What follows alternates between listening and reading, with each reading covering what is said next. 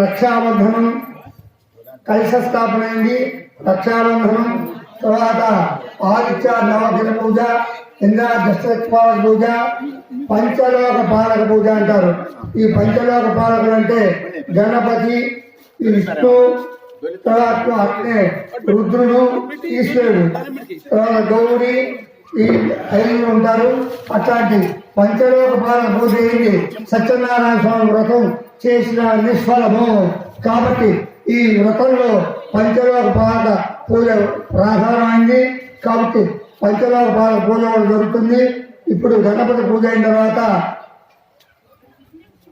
ఆదిత్య నవగ్రహ పూజ, అగ్ని అష్టదిక్పాలక పూజ, రక్షాబంధనము ఇవన్నీ కూడా జరుగుతాయి.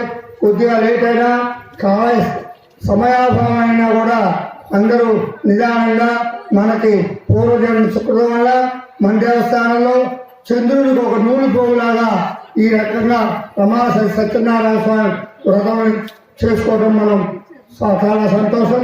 ఈ రోజు ఉదయం మీరు గ్రహించారో లేదో పూర్వవర్షం ముగిసిందండి.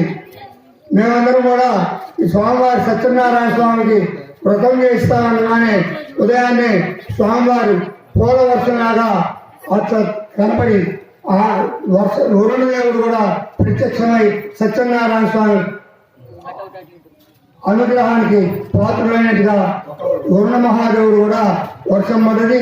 చాలా శుభసూచకం. నమో వెంకటేశాయ, నమో సత్యదేవాయ. ఇంకా 10 నిమిషాల్లో రమా సహిత సత్యనారాయణ స్వామి వారి వ్రత మహోత్సవాన్ని ప్రారంభం చేయబోతున్నాం. అందరూ కూడా వర్ష క్రమంలో మొదటగా ఆచమన కార్యక్రమం. భక్త మహాశయులు ఇంకా ఎవరైనా రావాల్సింటే రావాలి త్వరగా. తర్వాత అట్నే దంపతులుగా పీట మీద కూర్చున్న వారు కూడా రావాల్సిందిగా కోరుతున్నాం. ఎవరైనా ఏదైనా లేట్ అయినా 10 నిమిషాల్లో వచ్చి కూర్చొని పీట మీద కూర్చోవచ్చు. లేదా అవకాశం లేకపోతే తీర్థ ప్రసాదం స్వీకరించి కథాశ్రవణం చేసిన తర్వాత ప్రతి ఒక్కరు కూడా తీర్థ ప్రసాదం స్వీకరించి పోవాలి. సత్యనారాయణ స్వామి వ్రతంలో ప్రధానమైన ఘట్టం ప్రసాదానికే ఇచ్చారండి ప్రాముఖ్యం.